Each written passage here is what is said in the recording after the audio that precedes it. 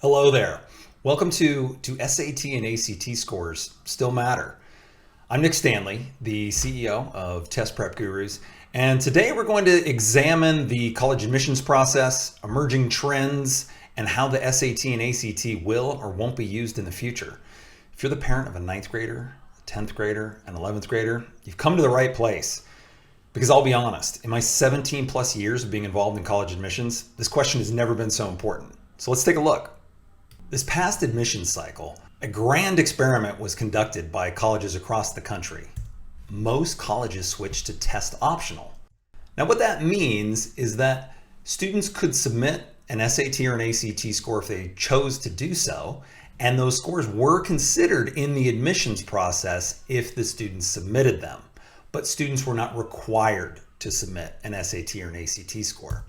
This is an important distinction because test blind is very different, and only a small percentage of colleges actually went test blind, which means they didn't require scores, and if a student submitted them, the colleges did not look at those scores at all. Now, the University of California, which is the biggest college system in the country, they did go test blind this last year, but that was due to a discrimination lawsuit that forced their hand. Let's take a look at the results of this experiment in terms of applications. Overall applications were up 6% this last year. First generation fee waiver eligible and historically represented students, however, were down 16%. Community college enrollment was down 19%. On the other end of the spectrum, selective colleges saw a large increase in applications. The UC system was up 16%. Pennsylvania was up 60%. The University of Harvard was up 57% for their early applications. There was also an increase in international applicants, as reported by Wesleyan and Dickinson, a 40% increase year over year. Here's what college admissions officers had to say about this latest test optional college admissions cycle. They saw a huge increase in students who applied because they were test optional. What that meant was an increase in students who would not meet their pre-pandemic academic standards. Many of them reported having an SAT or an ACT score made it easier to say yes to those that applied. The big question is, did students who submitted SAT and ACT scores see an advantage in the college admissions process? I think this statement says it all. 75% of students admitted early action at the Ivy League's University of Pennsylvania submitted an SAT or an ACT score. Why did SAT and ACT scores confer such a big advantage to students who submitted them? The number one reason is grade inflation. In this graph, we've got grades over a 20-year period with students across the country. D's and F's went down, C's went down, B's went down, and it's A's taking up all the slack.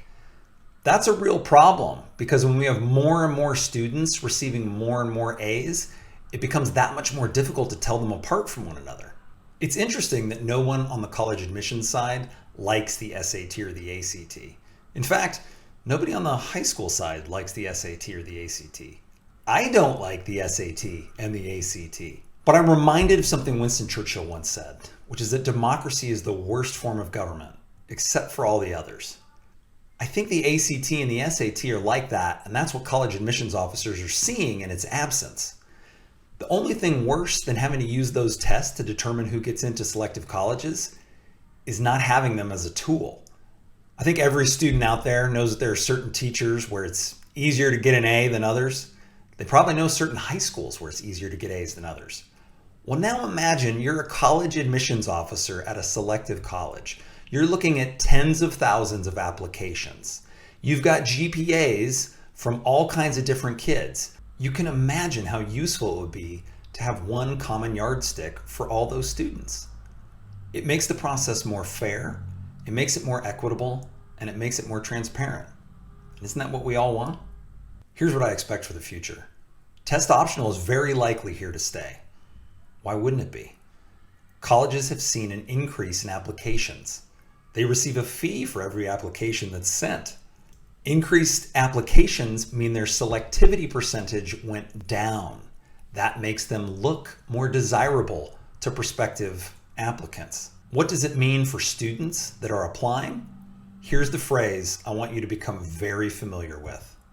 Optional but preferred. SAT and ACT scores will not be required, but they will be preferred if you can demonstrate that you can meet the academic requirements at a given college with that SAT or ACT score.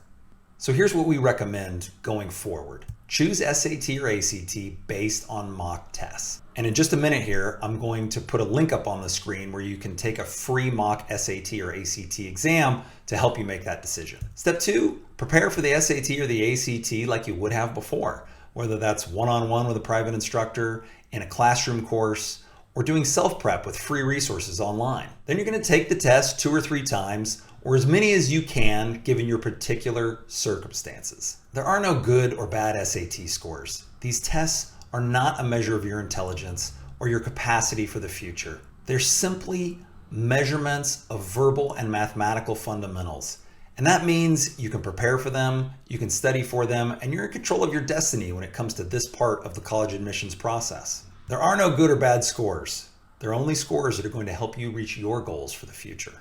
Finally, if anyone would like a free mock SAT or ACT exam, you can get one through the link that's up on your screen. It's been good. It's been fun. I'll see you next time in our next college admissions update.